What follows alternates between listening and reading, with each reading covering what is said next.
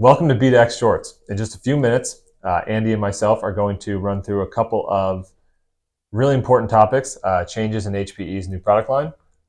We guarantee you it'll be something that you probably didn't know in the past, and hopefully it'll help you avoid some of the gotchas that our customers have run into.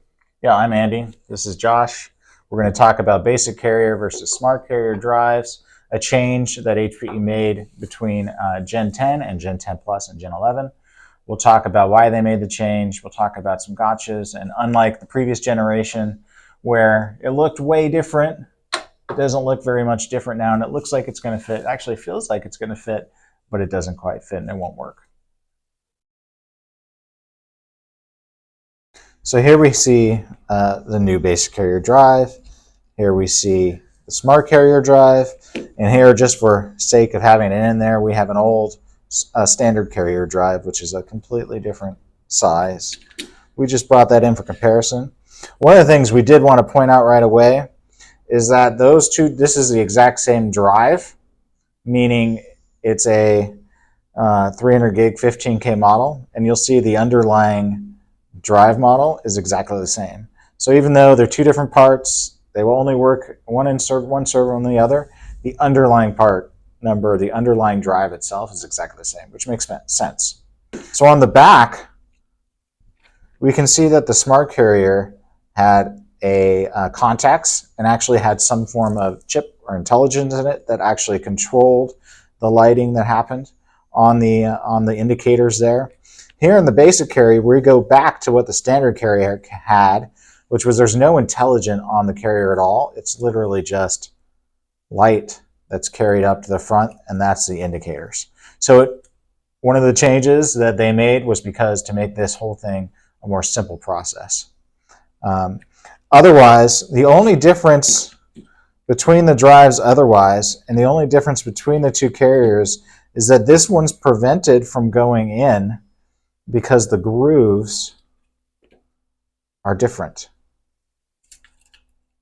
The groove would stop this basic carrier drive from going into a smart carrier, and vice versa. The groove would stop, it would hit this plastic piece for this smart carrier drive from going into the basic carrier. To sum everything up just quickly, there's two primary points to know when you're buying drives as an upgrade for an HPE server. There are really two common drives that are in the marketplace right now.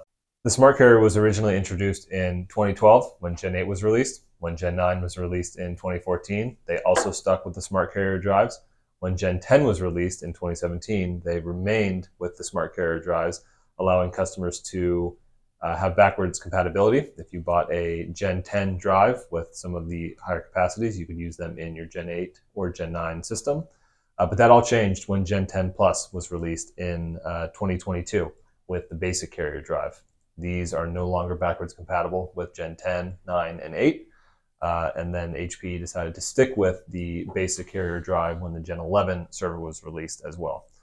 So in terms of what you should be looking for, one part it's really easy, Josh, right? If you have a Gen 10 Plus or a Gen 11 server, you need a basic carrier.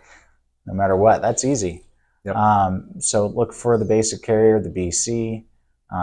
If you have a Gen 10 server, it's a little more complicated because of what HPE did. They released servers in Gen 10 probably during the pandemic, probably because of part shortages and trying to make sure servers were out there, and it's what they had. But there were several server models that were B2O, as well as CTO models that you could purchase that had basic carrier drives as the drives that could be installed in them.